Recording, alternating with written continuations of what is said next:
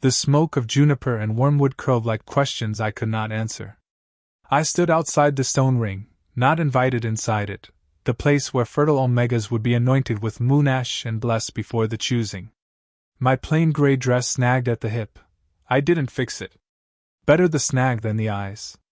20, maybe 30, and every gaze knew my name and the word they welded to it, barren. Leora hail! Elder Saria called, voice smooth as river ice. Step forward, only to be recognized. A thin kindness. Recognition without blessing. I went anyway, because turning my back would be a worse humiliation for my father, who had already given too many apologies to this pack on my behalf. The elders formed a half-circle. None of them would paint my brow with the crimson paste they kept warm in a bronze bowl. Behind them, the Ash River pack watched like a field of winter reeds, bending, whispering. Someone snickered. Someone else hissed a prayer. I kept my hands wrapped around my mother's charm, a sliver of river glass on a leather thong, warm from my skin. She used to say the river remembers the shape of every stone. Perhaps the moon remembered me, too, even if Saria did not. By decree of healers and augurs, Saria intoned, Leora carries no seed. She is not to be offered for mating this season. The words were ceremonial, the cruelty was not. A rustle passed through the crowd. I swallowed the rise of shame, let it burn, and kept my chin level. Movement at the tree-lean shifted the whole clearing. Tall, black leathers cut with silver thread. A cloak pinned by a wolf's sigil worked in pale metal. The man did not belong to us and belonged to everyone at once. The air itself seemed to lean toward him. I knew him before my mind supplied the name, King Cashin Nightfall, Alpha of Alphas, Sovereign of the Seven Bounds. He did not enter the circle. He didn't need to. He only watched, amber eyes attentive as a hunter's and oddly, as patient as a healer's. When my gaze met his, something low in my belly thrummed, then fell still, like a drum someone touched to quiet. He said nothing. He left as soundlessly as mist unstitching from water. The ceremony finished without me. That felt right. I was always a margin note to other people's prayers.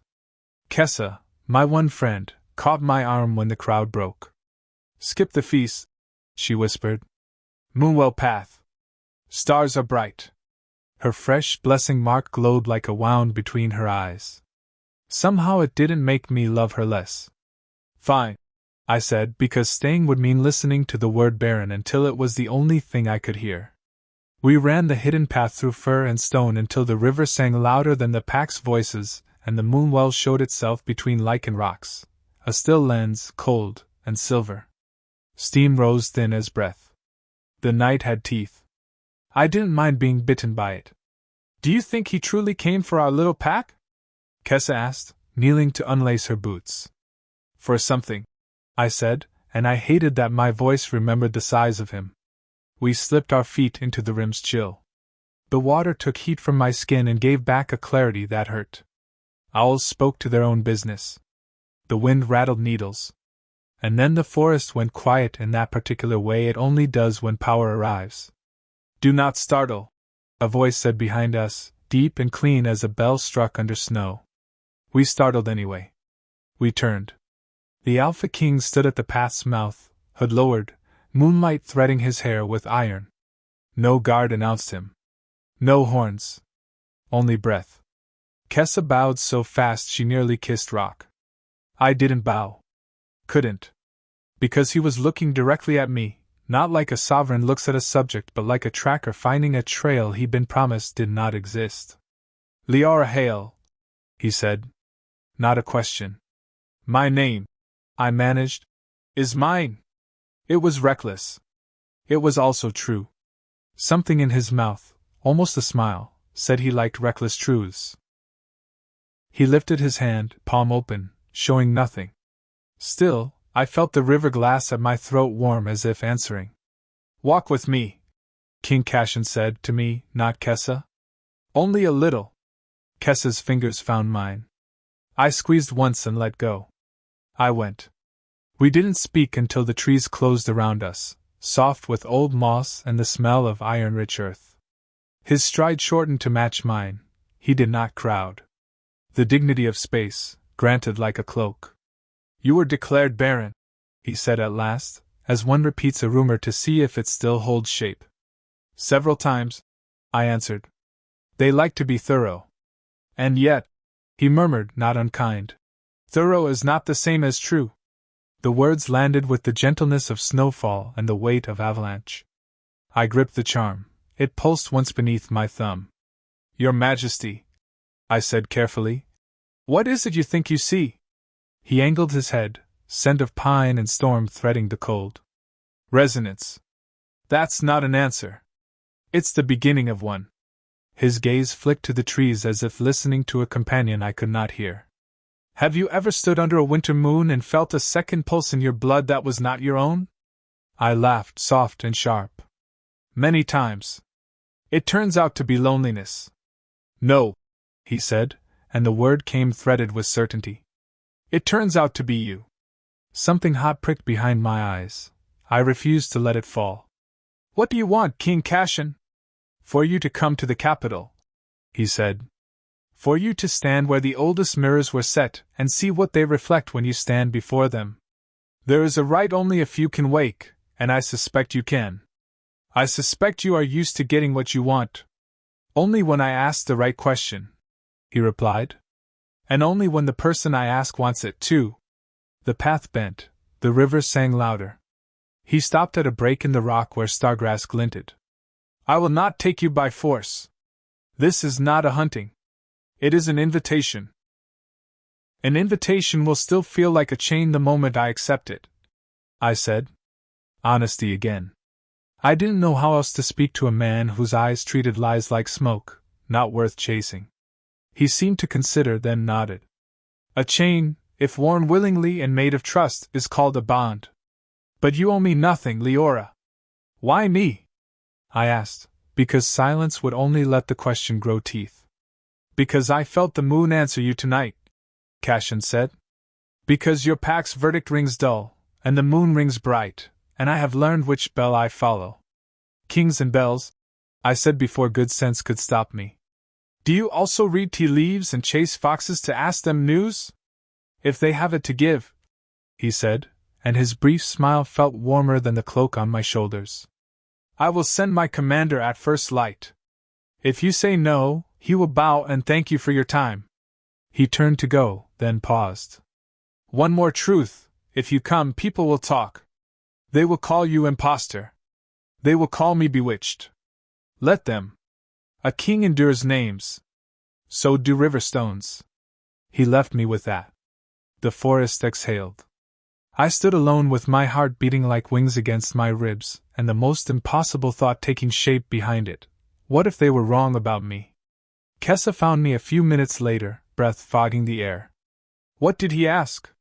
To go and look in an old mirror, I said. You're going, she answered, as if it were the weather and not a choice. I might be, I admitted. And if I am, it will not be because he asked. It will be because I must know whether I am only what they've called me, or something else. Dawn came thin and blue. I slept not at all, packed quickly anyhow, herb kit, threadbare cloak, the wooden box where I kept my mother's letters. When I lifted the lid, the river glass pendant sang once against my palm. A trick of nerves, surely. Or not. Father tried to hide relief under concern. Leo, he said, using the childhood name. You don't know that man. Kings ask as if asking is a favor. I know, I said, and hugged him hard enough to break us both. This is not for him.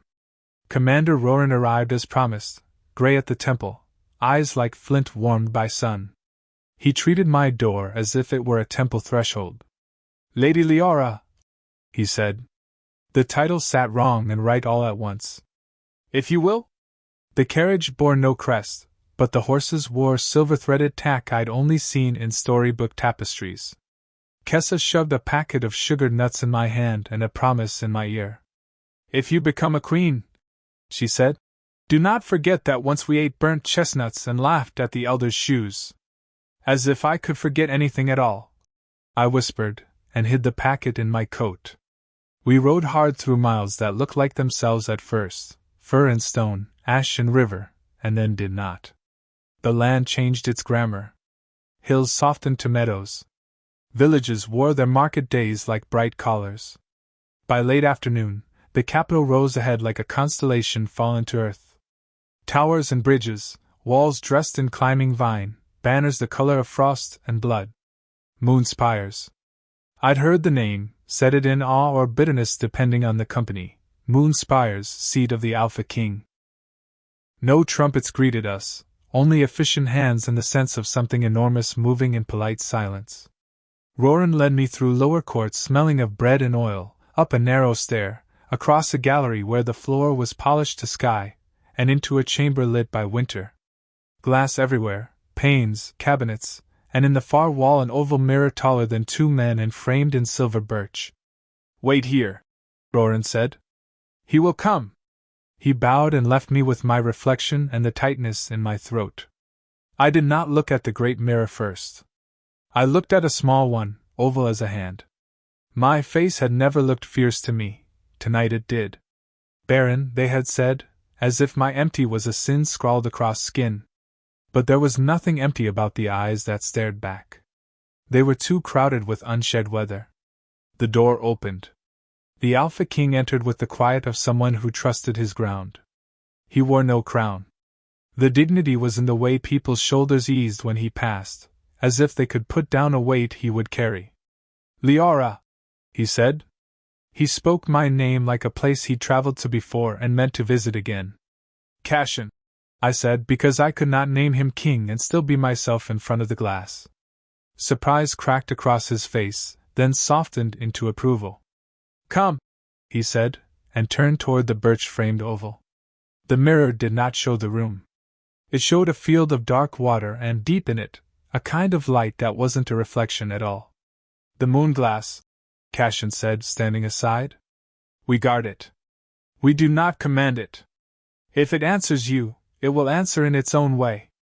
And if it does not, then you will have my apology and a carriage home, and I will have a question I must learn to live with." I stepped forward until my breath fogged the silver. My palm rose as if pulled by tide. Cold met skin, colder than river ice, older than words. The glass did not feel like glass. It felt like the night sky. Something answered.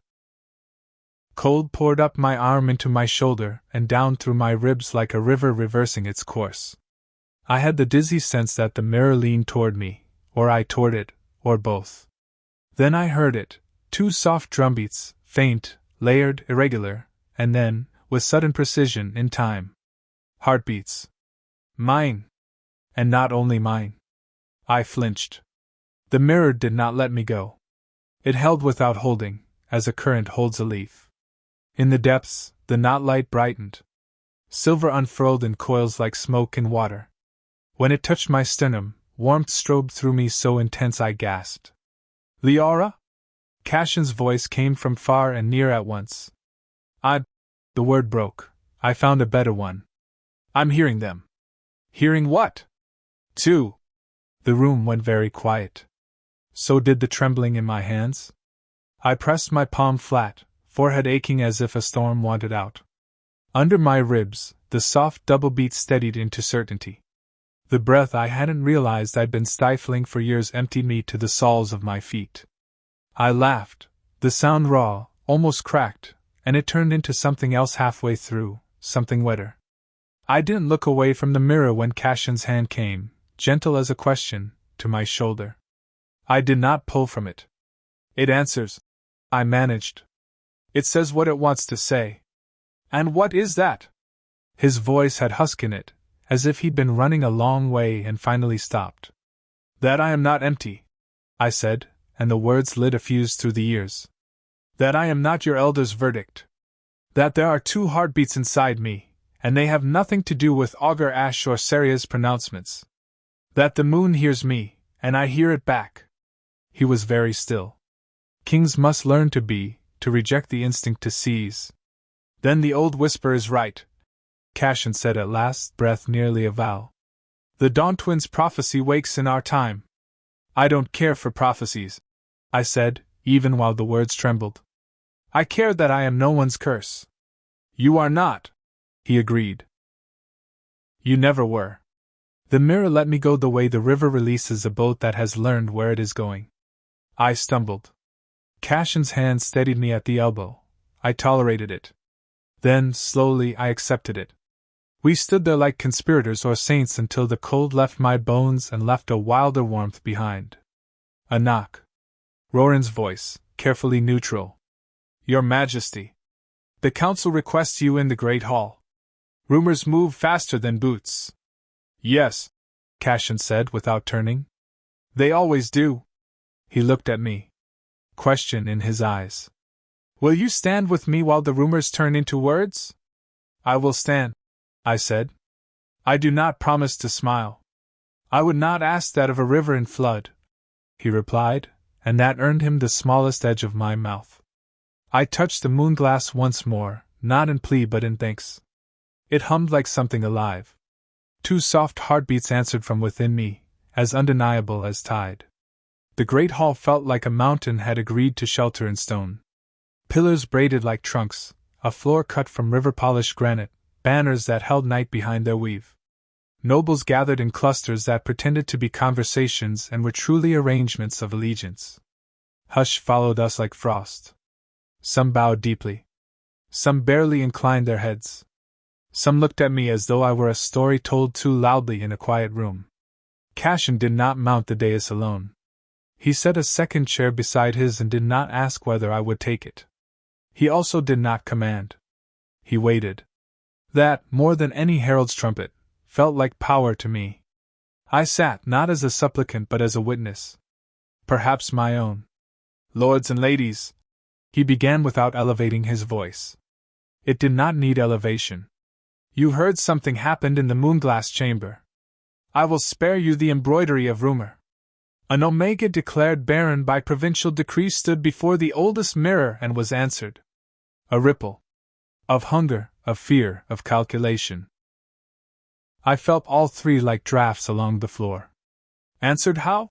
Asked a woman in slate silk with a mouth made for smiling and not doing it. Lady Varenne, someone breathed near my ear. With truth, Cashin said. And with 2 heartbeats. The hall murmured as if wind had learned language. Someone drew in breath as if to spit the word impossible, and swallowed it when Cashin's gaze found them. Prophecy, said an old man with white braids and a hunger that could chew iron. You claim the Dawn Twins' tale. Shall we all live on tales, Majesty? We live on bread and laws, Cashin said. We are led by truths that are older than both when they come to call. This is one. He did not gesture to me. He did not ask me to perform. He simply stood with his hands loose and his shoulders easy and let the room decide whether it would be smaller or larger than its fear. I rose before he could speak again. I am Leora Hale of the Ash River Pack, I said. Some of you heard that I carry nothing. You were given an emptiness and told to treat it like a fact. My pulse climbed my throat. I kept breathing through it. I cannot convince you of anything. Mirrors do that.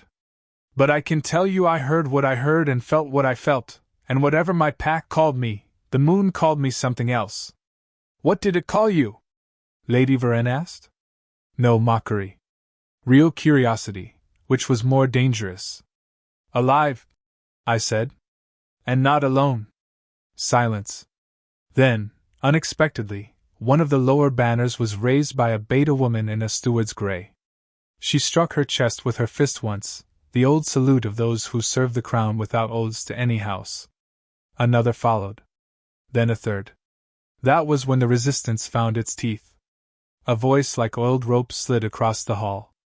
Even if she carries, how do we know the seed is royal? I did not look for the speaker. I looked at Cashin. He did not flinch from the ugliness. He let it stand in air like smoke, visible so the room had to smell it. You do not, he said simply. You must trust that I know what is mine. He glanced at me and, for the first time, let command cut into his tone. And you must trust that I do not make my crown answer to your gossip. I felt the hall shift. Not all in our favor. Enough. Cashin did not ask for acclamation. He dismissed the assembly with the courtesy of a man who knows tomorrow will come and bring sharper questions. He offered me his arm. I took it because my legs were not convinced of stone. We left through a side passage where torchlight turned iron sconces into thorns. "Are you well?" he asked. "No," I said honestly. "But I am not broken either. That is usually the definition of well for those who do difficult things," he said, and we both almost laughed. Sleep found me and found me wanting. I dreamed of a riverbed laid with stars, and of two small fists pressing from inside my skin as if they were already impatient with ceremony. When dawn bruised the edge of night, I woke to a tray of broth and bread and the hush of a palace pretending to be gentle. Lady Marin, the king's seneschal, arrived with her ledger and a kindness that did not fuss. "We will not parade you," she said, reading my shoulders as if they were written on. "But people will look. It is their hobby. We will make it difficult for them to wound you accidentally." "My pack never quite managed that," I said, not ungrateful. "Packs are terrible at hobbies," she agreed. "Except gossip. We do that very well." She showed me the garden that tilted toward the east like a ship's deck, the training yard where cadets bled discipline into stone, and the library, a cathedral to paper, candles smelling of tallow and old promise. "When fear grows teeth," Marin said, "this is where I come. Teeth hate books." I lingered there until afternoon found me and found Cashin at the door, hands unloved, no retinue. He looked less like a statue than a man in need of air. "Walk?" he asked. We took the lower path where frost held in shadows. He did not try to fill silence, he kept step with it. In the angle of two walls sat a shrine I hadn't noticed, only a smooth slab, worn by hands, chalked with lines like constellations drawn by a child. "My mother marked prayers here," Cashin said. "Not for victory. For mercy, which is harder to wield." "What do you mark?" I asked, because he'd brought me to a truth and left it open. "Restraint," he said, and something in the way he said it told me it cost him more than war. We came upon the moon-glass chamber again without meaning to. The door was closed to most. It opened for him as water opens for a boat. He did not ask me to enter. I went because the mirror had not finished speaking to me. This time the cold did not bite, it kissed. I lifted my hand. The glass answered with warmth so clean it made my throat ache. 2 heartbeats answered, louder now? Or was that my mind learning how to listen? Cashin watched me touch my sternum as if he could feel the echo. "I have been told all my life I belong to a story older than me," he said low. "It is strange to discover that story is a room, and I am meeting the other person in it." "I do not belong to your story," I said, because even kindness can be a chain if you loop it wrong. He bowed, not from the waist, not theatrically, but with his head, just enough to say he'd heard me. "Then will you let me belong to yours, at least in the chapter where you don't have to stand alone?" The glass brightened as if approving poetry. I looked at him, at the wolf mark at his throat, at the man standing inside the crown and not crushed by it. "I will not be made into a banner," I said. "Good," he answered. "Banners burn." We stood until the cold returned to being only cold, and the future, impossible as it remained, felt like a place with roads rather than a cliff with nothing but drop. Saria's letter arrived at noon, borne by a hawk that wore a strip of ash river blue on its leg. The script cut like wind over snow: return what you have stolen, our name, our order, our peace, or do not return at all. It was signed by every elder but one. Father's hand was not among them. I carried the letter to Marin. She read, snorted soft. "They have mistaken you for a thief standing at their pantry window." "I have stolen nothing," I said. "You stole their certainty," she said. "People guard that more fiercely than bread." Should I answer? "Yes," she said, eyes bright. "Answer with the truth. And send them a basket of bread besides. It confuses people when you feed them and refuse to lie." I wrote a simple note. "I am what I am whether you claim me or not. I will not send back the beating of my own heart, nor either of the others. When I return, It will be with or without your blessing, but never with your permission. I sealed it with wax pressed by my mother's river glass and gave it to the hawk. Cashin read my copy and didn't change a word. Will you let me make something plain? He asked, serious now, as if this were where the slope steepened. If you choose a bond with me, it will not be because a mirror told you. It will be because you are Leora and I am Cashin, and somewhere between those names a bridge grew.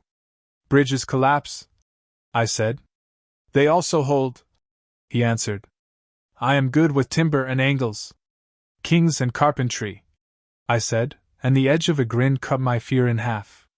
Evenings grew into a pattern of almost peace. Books. Walks. Letters sent and burned. I learned the names of the palace wolves and the way their shoulders rolled under fur like phrased music. I learned to listen for the twins' soft cadence at odd moments, a candle's gutter, a bell in the distant south tower. And each time it made me stand still, made me smile when no one was looking. Not everyone smiled. Rumors multiplied like mice in grain. Some snarled in corridors when they thought my back was turned. Some tried to be kind by inviting me to feasts where the food tasted of delicate scorn. Then came the night a stone struck my window. The sound was not loud. The message wrapped around the rock was, Faker. Witch. Empty. The hand was clumsy. The malice was not. Rage bloomed hot and ugly in my mouth. I took the stone to the moonglass chamber. It felt like carrying an accusation to the ocean. Cashin found me there and read the paper once. His jaw flexed. I do not need vengeance, I said before he could offer it like bread. I need a way forward that is not made of throwing rocks back. Then we will build it, he said, and I believed him enough to keep breathing. We built it with witnesses. Marin assembled midwives from each of the 7 bounds, women whose hands had caught more first breaths than any priest had heard confessions. They came with their tools and their skepticism and the blunt courtesy of those who measure life by pulse and sweat, not heraldry. We will not be used, the eldest warned. We will not sing on command. No song, I said. Only listening. I lay on a couch in the moonglass chamber with the mirror shuttered behind linen. The midwives placed warm palms and cool hearing cones against my skin. They spoke to each other in shorthand. They made me drink bitter tea and hummed nonsense to steady my breathing. They waited. There it was. Their faces said it before their mouths did. Not once. Twice. 2. The eldest confirmed aloud, voice as dry and sure as tinder that knows how to take flame. If anyone asks what we heard, we will tell them what we heard. No more. No less. Thank you, I said, and meant it with every part of me that remembered being told I held nothing. The news did not end hatred. It troubled it. It gave it a new problem to chew. The palace, however, changed its posture, just a fraction, just enough. Guards nodded to me as if we'd shared a winter. Servants stilled their whispering when I entered and asked me if I preferred clove in my tea. Someone, anonymity wrapped in ribbon, left a bundle of knit booties on my chair, 1 pair ash gray, 1 river blue. That night I couldn't sleep. I walked the garden under a sky so clear the moon looked like a coin hammered thin. Cashin found me on the terrace steps, the kind of finding that comes of 2 people who've learned the other's quiet places. No crown, I observed. No patience for it tonight, he said, and dropped to sit 1 step below me so I looked down on him for once. Rorin says the West Houses mean to challenge, by law if not by blade. I don't know your law, I said. I know blood, and breath, and the way people try to turn both into weapons. My law can be bent by both if we are not careful, he said. But we will be careful. He tipped his head, listening, not to me, I realized, but to the city's own slow heart. What do the twins sound like tonight? He asked, as if requesting a song at a hearth. I set my palm against my sternum. Listened. Smiled. Like 2 small hammers building a door, I said. To where? To the part of my life I was told didn't exist, I said. And to yours. He looked at me, and for the first time I understood that I was not the only one who had been lonely in a palace made of stone and good intentions. "I would like that door," he said simply. "Then stand very still," I said, "and let them finish their work." The moon climbed. The frost silvered the grass. The city slept as much as cities do. And in my chest, two small builders kept time, making a rhythm I had already started to memorize, a rhythm no decree could unmake. By the second full moon after my arrival, the palace had learned to breathe around me. Servants no longer paused mid-step when I entered a room. The guards at the north corridor stopped pretending their idle chatter was about sword oil when it was really about the Omega who wasn't barren after all. Rumor had grown weary of itself, and what rumor tires of soon becomes legend, or politics. Letters poured in from every pack, some dripping honey, others acid. Cassian read every one. Sometimes he burned them after, watching the ash spiral upward as if seeking permission from the moon. He never asked me to read them, but I saw enough seals to know most were requests thinly disguised as blessings. I tried to make myself useful. The healers here had supplies I'd never dreamed of: moonwort tinctures, silver gauze that sealed wounds without stitches, glass jars of powdered starroot. I taught them herbs from my valley they'd never seen, and in return they showed me how to coax strength from lunar light itself. When I let the moon touch my palms, it shimmered faintly, as though remembering me. "You were never meant to live in the shadows," the head healer murmured one evening. I still wasn't sure if she meant the forests or the worlds. At night, when the city slept, I would stand on the balcony and listen for the twins. Two pulses, small but insistent, reminding me that prophecy or not, they were mine first. Sometimes Cassian joined me, wordless. The quiet between us had changed. It no longer felt like distance. It felt like the breath before speech. Yet peace never lasts long where power waits to be tested. The challenge came at dawn in the form of a herald wearing crimson, the color of the western packs. He bowed before the throne and unrolled a scroll thick as his arm. "By the right of the Red Moon Accords," he declared, "the Western Alphas contest the legitimacy of the king's heir. They demand trial by moonlight." The hall erupted. Trial by moonlight was an ancient rite, half law, half miracle. It called upon the moon itself to reveal truth through power. If the accused held no deceit, the light would bless. If lies clung, the light would burn. Cassian's eyes flicked toward me. Calm, unreadable. "Accepted," he said, and the hall fell silent again. "At the next full moon, we will show the truth." When the herald departed, I found my voice at last. "You could have refused," I said once the chamber emptied. "I could have hidden behind decrees and quills," he replied. "But the moon listens poorly to paperwork." He tried to smile. It didn't reach his eyes. I understood why. Trial by moonlight could bless the unborn, or take them. The thought carved ice beneath my ribs. That night I went to the moonglass chamber alone. "If you ever loved me, Mother," I whispered to the reflection that wasn't there, "lend me your courage. They say I am your daughter of light, show me how to bear it." The glass flickered once, faintly, like a candle bowing to wind. Behind me, the door opened. Cassian's reflection joined mine, taller, steadier. "You're not alone in this," he said. "When the moon asks its question, answer only with what you are. It will be enough." "I'm afraid." "So am I," he said, and that truth steadied me more than any promise could.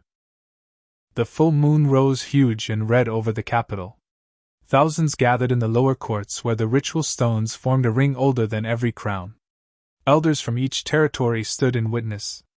The Western Alpha, Lord Corrin, knelt beside the basin of moon water, his sneer polished for the occasion. "The test is simple," he said, voice carrying to the edges of the crowd. "The Omega steps into the moonlight. If she bears truth, the light will bless.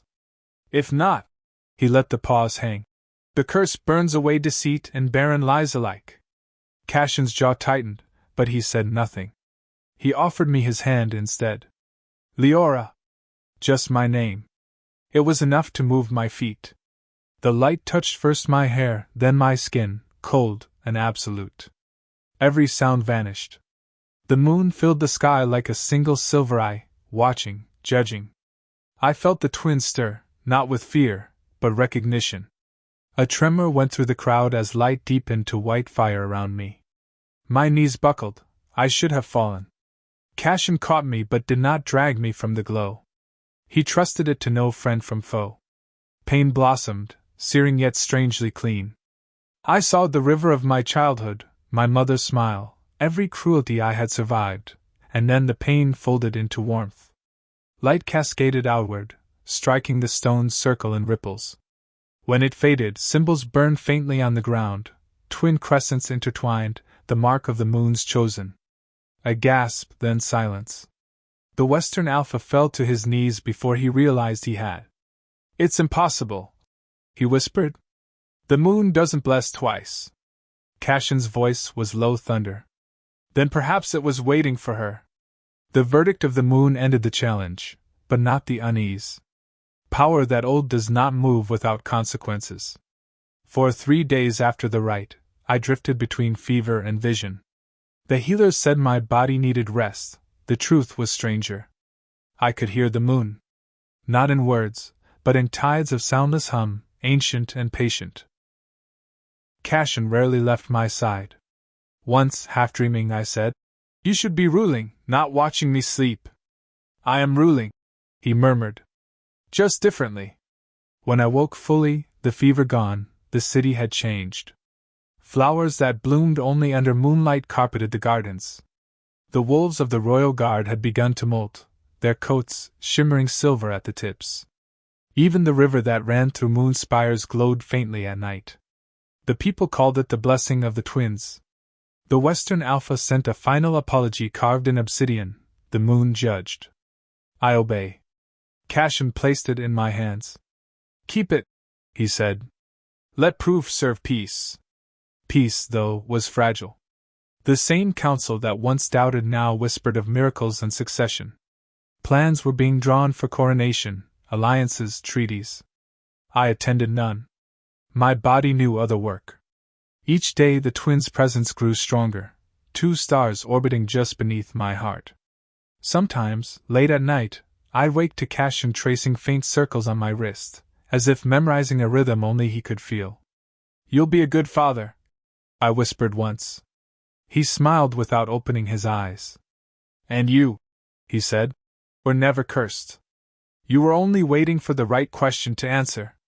3 nights after the trial, I dreamed in silver. Not of halls or banners, of a riverbed lit from beneath, smooth stones bright as bone. 2 small currents braided and unbraided through the light, never clashing, always finding one another again. When I woke, the balcony door stood ajar and moon-cool air threaded the drapes. The twins fluttered like startled birds, then settled. Morning brought letters bound with blue wax, the Ash River seal. One from my father, breathless with relief and pride that read like apology, and one unsigned, "Return the king's glamour and release our pack from your spell." Saria's hand, or someone coached by her bitterness. I burned the unsigned and pressed father's to my chest until the paper warmed. "Go see them," Cashin said, reading my face instead of the letters. He stood in the library doorway, coat undone, wolf mark at his throat dark against skin. "Take guards if you like. Or none if you prefer to show them you do not arrive with fangs out. Both will be taken as insult," I said dryly. "Everything will. Then choose what lets you breathe." I chose 3 riders, Roran, a healer named Mireth, and a quiet beta scout called Tamsin who moved like the idea of shadow. We left at noon when frost still clung to north stones. Cashin didn't make speeches at the gate. He only took my wrist and traced a slow crescent with his thumb, a king's benediction pretending to be a lover's superstition. "If the river asks who you are," he said, "tell it a true thing." The road home unspooled under iron sky. Villages stared and waved and stared again. By dusk we were in the familiar firs of Ash River territory. My body reacted before my mind did, shoulders tight, jaw set, the old reflex of making myself smaller. The twins kicked once, as if to say no to that. We found the elders waiting in the clearing where all verdicts are spoken. Saria wore her winter furs like armor. Brennan's mouth flattened to a line that might once have been kindness. Kessa stood to one side, eyes bright with a warning I couldn't read. Liara hail, Saria began, and I tasted iron when she refused the honorific others now used. We saw lights over the capital and heard tales. Tell us the truth we asked for and be done. I brought witnesses, I said, indicating Mireth the healer and Roran, though I knew they would dismiss both as palace instruments. And I brought my own body, which you declared a ruin. It disagrees. Saria's nostrils flared. If the Alpha King planted a false seed. Tamsin's soft cough cut the insult in half. Elder, there are children here. Her tone made the clearing remember itself. It's simple, I said, stepping into the circle. You wanted the moon's word. You got it. The trial. We do not bow to the capital's pageantry, Brennan said. We bow to Ash River's rights. He lifted a clay bowl, familiar and unbearable, ochre paste warmed over banked coals, the same bowl that had never touched my brow. If your truth is yours, the blessing will hold on your skin. So you will give me what you withheld, I said, only after another test.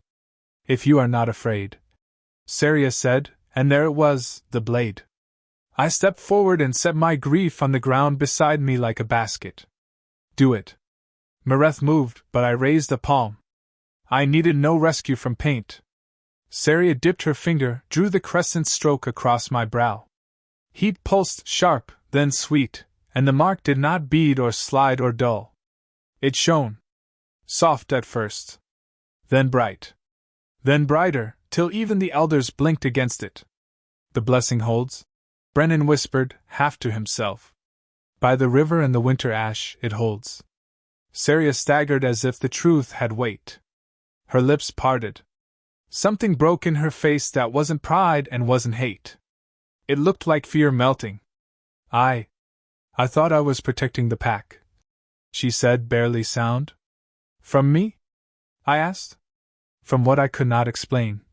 She admitted, and the old cruelty sounded suddenly like a smaller thing, ignorance nailed to a door to keep out storms. I let out a breath that had been living under my ribs since girlhood. Explanation is a poor god, I said. It demands sacrifices it doesn't deserve. Kessa reached me first, arms fierce. I told them the moon doesn't owe Saria its schedule. She whispered into my hair. I laughed, wet-eyed, and the clearing, against itself, smiled. Then the wind shifted, and the scent that rode it was wrong.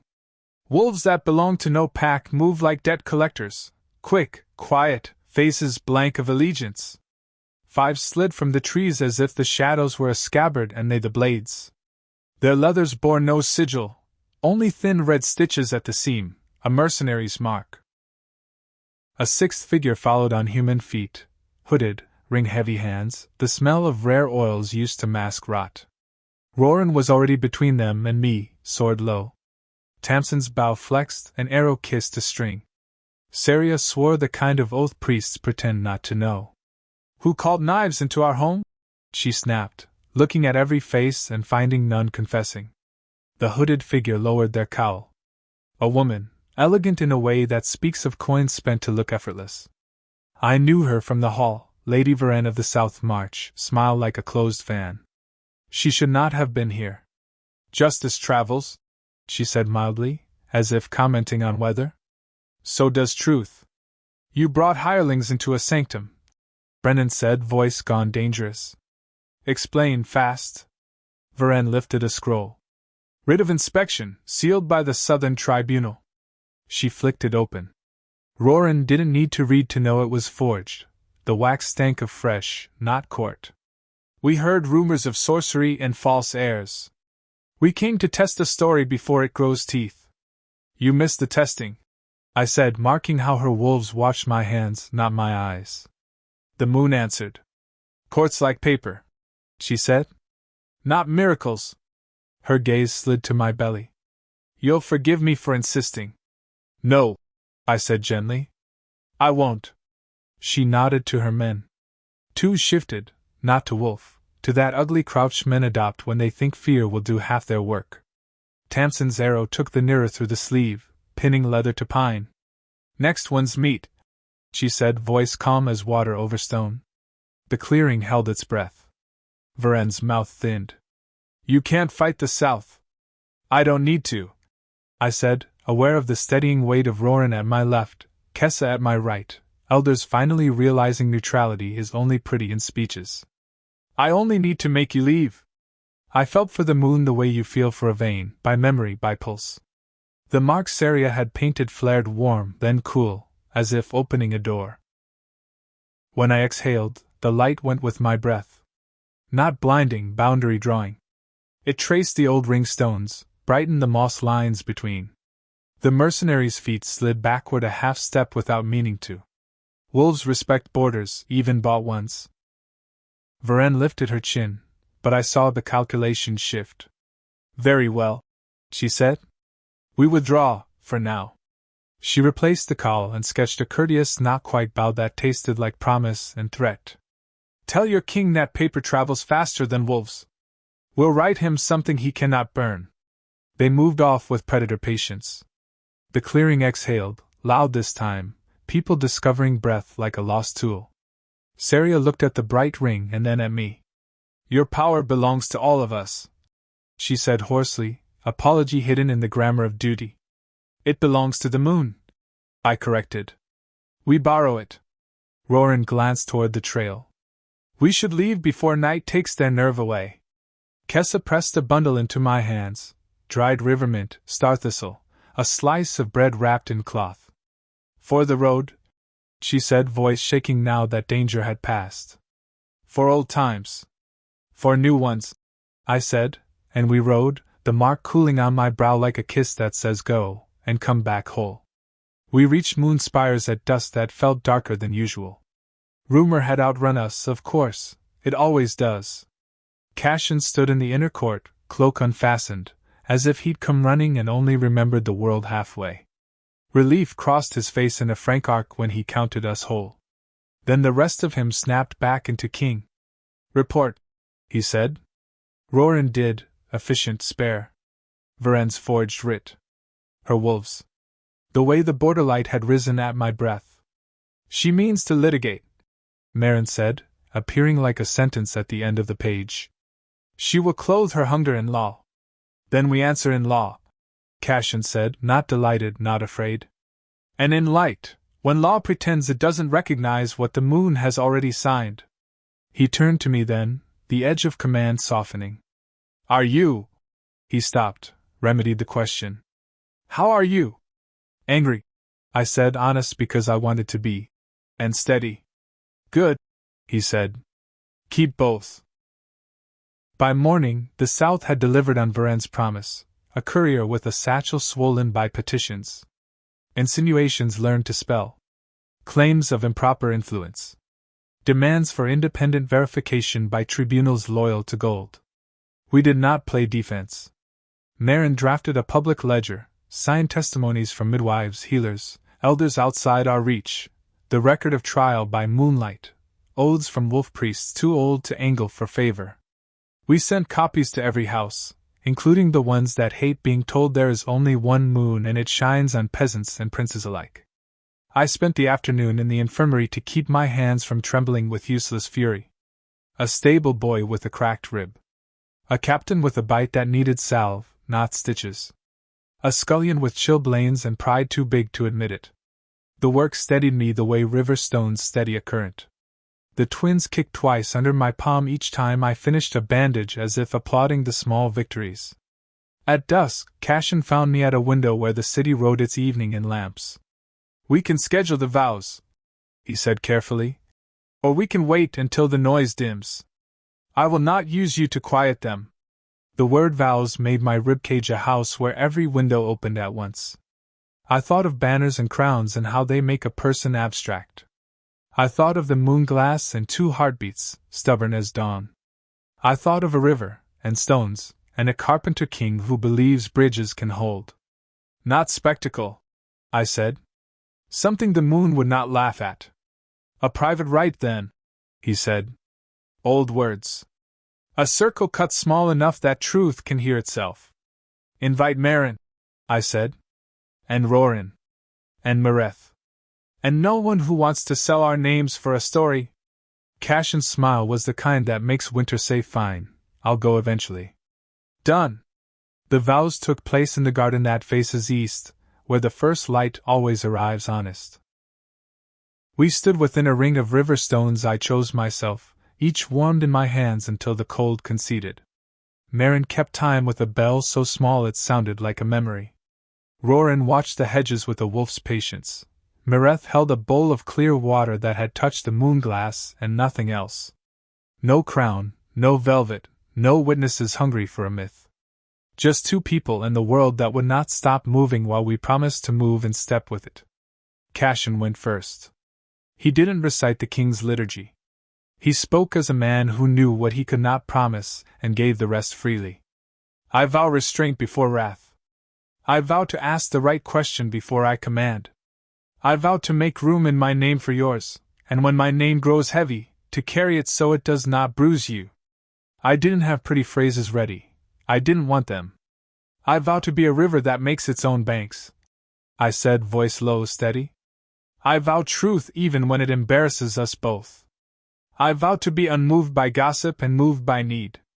I vow to keep the door open between my life and yours, and to close it when storms want in. We each dipped 2 fingers in Maretha's bowl and drew twin crescents on each other's brow. The water dried brighter than it should. Somewhere, a thrush sang out of season. Is there a word for us now? I asked when Marin's bell fell quiet. I have been called many names, Omega, Healer, Barren, Miracle. None fit. Liara, he said, as if that were an answer. It was. Then softer. Queen, if you wish it. I wish usefulness, I said. The rest will have to run to catch up. We sealed the rite with a kiss that wasn't for the city. The twins fluttered, offended or pleased, I couldn't tell. The garden smelled of mint and frost. For a long moment, there was nothing to do but breathe and be grateful the world had not found a new emergency for 10 whole breaths together. Then Marin cleared her throat, the polite sound a person makes when they must reintroduce reality. Apologies, she said, handing me a folded paper. South march again. They've called a conclave. Of course they have, Cashin said, mouth rueful. They sniff calm like wolves sniff venison. We'll go, I said before the council could argue itself into strategy. If there's a room where they intend to define me, I want to stand in it. Cashin's eyes warmed. Together, then. The conclave convened in the old amphitheater carved into Moonspire's lower hill, a place built for listening that too often had learned shouting. Every house sent someone in silk or steel. Varenne arrived draped in smoke gray, law books stacked like ammunition at her feet. She did not look surprised to see me take the central dais beside the Alpha King. She looked satisfied to have the stage she wanted. By ancient custom, intoned a clerk whose beard had outlived the last 3 treaties. We gathered to consider petitions and proofs. He looked tired before noon. Varenne stood first, of course. No one here, she began, smile curated, denies the moon did something. Courteous laughter, the kind that cuts. But law cannot be made a feeling. We require procedures, inspections, recertifications by neutral hands. Neutral, Marin murmured at my shoulder. Meaning hers. I asked for the floor. Cashin yielded it without ceremony. You seek neutrality like a mirror that refuses to show a face, I said. It's sensible, if what you want is never to be accountable. But the moon does not recertify itself. It shines. Ripples. Agreement there, ridicule there, and in one corner surprise that I didn't ask permission to speak in a room built for men who collect titles. Then submit to a less poetic test, Varenne said. If the king's seed is truly the source, the bond should be visible under witness marks. She lifted a small case. Inside, 2 needles gleamed, silver and obsidian, ritual and threat. A cruel rite outlawed in polite courts but not in rumor. Draw blood from both and watch for the shimmer of lineage. False matches do not sing. Real ones do. No, Cashin said at once. His voice carried iron. We do not cut the mother of my children to satisfy your theater. I put my hand over his, not to hush, to steady. Let me choose. He faced me, refusing the dais and its height, making himself man to woman instead of king to subject. It undid a knot behind my sternum I didn't know I had. If you do not wish it. I do not wish it, I said. But I will not be made into a rumor you can farm forever. I turned to Varenne. Your needles are decorative. Our law names the moonglass sufficient. But I consent, on one condition. We use my needle. A flicker of confusion. I pulled from my sleeve a slim thorn of river bone Kessa had pressed into my palm at the clearing, polished by years of prayer. Ash River, O thorn. It stings liars. Laughter in the amphitheater that wasn't cruel this time. Varenne inclined her head, calculating again. Accepted. Mireth came to oversee, because I asked, and she does not like other people's tools. She sterilized the thorn over flame, blew it cool, met my eyes. Ready? I nodded. She pricked my finger, the bright bead rose. She pricked Cashin's next, his mouth didn't even twitch. She let the 2 drops fall into a shallow glass dish that had held ink for laws longer than any of us. For a heartbeat, nothing. Then the dish sang. Not a metaphor. A thin, true tone like wind tuning a bottle's throat. Light climbed the meniscus, pearl pale, then silver, then brighter, until a faint image trembled on the surface. 2 crescents twined. The amphitheater inhaled as one animal. Varenne did not look away. Credit where it's due. She bowed, court perfect, warrior clean. The South accepts proof, she said. For now. Her smile did not concede. It only changed the game. Then change your petition, the old clerk said briskly, already writing. The matter of succession is closed. He banged a staff that had ended too many arguments to remember any. Next, grain tariffs. A groan went up that sounded like relief. We leapt into sunlight that smelled like thaw. Cashin's palm found the small of my back with the ease of a man who had learned the map of a room and liked where the furniture lived. You keep choosing the road that hurts and cleans, he said. It makes fewer messes later. I said, but I leaned into him anyway, just a fraction, just enough to tell the truth. My mouth still fumbled. I am not alone in here. After the conclave, life reassembled around the new shape of things. Not quiet, never quiet, but livable. I split my days between the infirmary and a small room Marin gave me off the east gallery where sun came early. We called it the listening room because that is mostly what we did there. Omegas and betas came with grievances the courts considered too small, a steward with a mate sick in a village 2 days away, a parchment maker whose landlord raised rents by whim, a packless boy who wanted work that didn't chew him. We wrote letters, brokered favors, made lists. Sometimes we only gave tea and space to breathe. Queens ought to hear more than trumpets, I told Cashin when he found the bench crowded and my lap holding a child asleep amid loaf crumbs. He kissed my temple and stepped quietly over discarded boots. At night we read aloud, his treatise, my herbals. He taught me the difference between a clause you can bend and one that will spear you later. I taught him which plants pretend to heal and which forgive your ignorance. The twins learned our voices. When he spoke, they settled. When I laughed, they danced. Ash River sent new letters, Saria's written with humility that made her script wobble. She asked for instruction, how to bless without harm, how to recognize lunar signs without fear. Brennan added a list of winter shortages like a man ashamed he had waited this long to ask. We sent wagons, grain, boots, tinctures, elders who remembered very old songs. Power that does not feed is only costume. Threat did not vanish, it learned patience.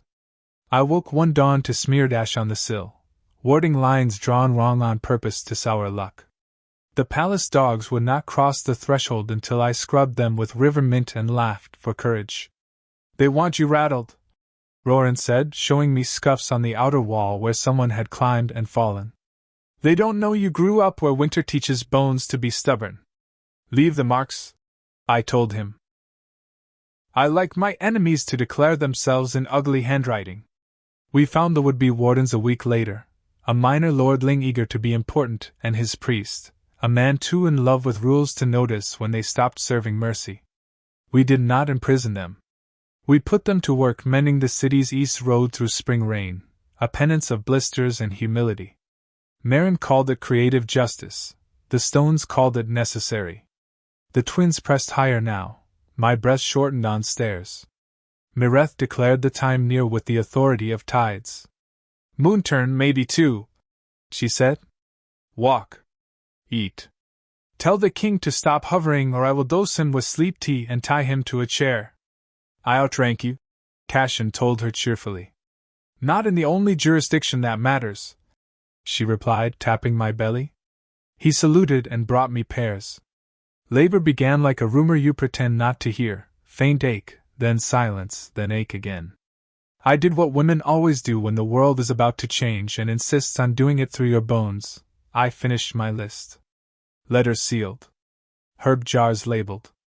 A note to Kessa that said only come when you can, and I remembered the moon well. By midnight the ache had become work. Mireth took the room like a general arranging troops, though her weapons were towels, boiled water, and curses soft as lullabies. Rorin stood outside the door and told anyone who approached that the king would not be seeing them unless they were the moon. Marin ran messages like a river runs through a valley, inevitably, sensibly, wearing down any rock that thought itself immune. Cashin did not pace. He sat at my shoulder and let my hand break his. When the wave crested he counted slow, a carpenter measuring spans. Between them he said nothing foolish. Once, when I forgot how to breathe, he put his forehead to mine and breathed until my lungs remembered. First, Mireth said hours later, voice a soldier's praise. Slow, steady. Not greedy. A thin cry, singular and outraged, filled the chamber. A boy, red as autumn, fists balled, eyes squeezed shut against a world with too much light. Relief buckled my spine. Then the second wave rose, the kind that takes your old life and throws it over its shoulder. No, Mireth said, hands sure. Let the river do it. I did. The second came faster, quieter, as if he'd been listening at the door and slipped through when no one was looking. A girl, dark hair plastered to her head, mouth set in a line of stubborn I recognized. She didn't cry at first. She blinked, considered, and only then announced herself. Two, Mireth said, voice breaking on a laugh she hadn't meant to let out. By every name of the moon, too. We did not name them in that room. Names are heavy and want witnesses you choose. Cashin kissed my knuckles and then each small brow, whispering whatever kings whisper when they meet someone they have been afraid to hope for. I slept like a felled tree. When morning walked in, the city already knew. Bells, low, high, disciplined, wild, rung from towers and laundry lines. The wolves sang in the lower courts, a sound that finds your marrow and tunes it. Strangers pressed flowers against palace gates. Mireth let the nobles in by handfuls. They tried to look holy. Most succeeded in looking human. Saria came at noon, breathless, eyes bright, pride and regret wrestling behind them. She knelt not to me, to the infants. Forgive an old woman who mistook fear for wisdom, she said, voice rough. If you cannot, grow into the kind who might. I touched her hair. Stan, I said. Help me teach them both courage, and how to recognize it when it looks like apology. Kessa arrived by dusk, streaked with road and joy. She smelled of pine sap and sugar. I brought chestnuts, she whispered, producing a packet like a miracle. We ate them cold between visitors and laughed until the twins startled, then slept as if sleep were a treaty the world had finally signed. The first weeks were a kingdom of small hours and softer laws. Time rearranged itself around hunger and breath. The palace learned to speak quietly. Cashin learned how to swaddle without cursing. He failed twice and then became better at it than anyone else. Marin scheduled audiences in the listening room so I could pretend work and motherhood did not live on separate continents. They don't. They never have for any woman who happens to be both. Thread adapted, as it does. Varen sent an elegant tea service and a note in a hand practiced at sincerity. We wish health. We observe always. Not a surrender. A repositioning. I wrote back, observe then. We are not hiding. We named the boy Rowan after the tree that bends and does not break, and the girl Elowin for the river's old word meaning light that doesn't brag. The court tried to embroider them with titles. We let the wolves decide instead. They called them Sprig and Stone, and the names stuck in corridors where gold names slide. One cold dawn, I took them to the moon-glass chamber, alone but for the guard who watches for accidents of fate. I stood where I had first placed my palm and let the twins do what they wanted. Rowan slept. Elowin stared as if she remembered this room. The mirror did not flare or sing. It only reflected us exactly, a woman who had been called empty, two children who were not a prophecy so much as themselves, and behind all of it, the suggestion of a road still being built in the dark. Cashin found us there and did not ask permission to join. The West is quiet, he said softly. The South writes fewer letters. The North sent boots and didn't ask for anything in return. This is what peace looks like at first, confusion. I can live with confusion, I said. It is kinder than certainty has ever been to me. We stood before the glass and saw not crowns or banners or the teeth of old fear, but the four of us and the space around us making room. Outside, the city took a breath and let it out without checking whether anyone approved. Bells did not ring. Wolves did not sing. Sunlight did what it always does when it feels welcomed, it came in. Liara Nightfall, Cashin said, tasting all my names at once, Omega, Healer, Queen, River, Mother, and finding none of them sharp enough to cut. What do you want to build next? A road back, I said, surprised by the shape of the answer and how right it felt. To every pack like Ash River that mistook fear for wisdom. To every girl standing outside a circle thinking she is a footnote in someone else's scripture. A road back to themselves. Bridges, he said, smiling like a man checking the line of a beam and finding it true. Bridges, I echoed, the twins warm and heavy against my heart, the mirror bright enough to be honest and no brighter. And doors. And a house big enough that truth doesn't have to stand in the weather. The moon would wax and wane and wag its finger at kings. The courts would petition and preen. The world would demand we prove ourselves again on some other dawn. We would. Not because prophecy needed feeding, but because the river keeps moving and I am its daughter. And when the next girl is called barren by voices that have forgotten how to listen, she will find, on some road, a set of stones laid sure and patient, pointing her toward a circle where the light holds, and a door that knows her name. Years later, when the moon well thawed early and the first birds returned to Ash River, I brought the twins back to where it all began. The clearing looked smaller, gentler now that fear no longer lived in its corners. Saria waited beside the stones, older, steady. She bowed to the children, not to me. The moon keeps her own counsel, she said. But she was kind to us in the end. Rowan ran to chase frogs. Elowin gathered fallen blossoms. Cashin stood behind me, his hand light on my shoulder.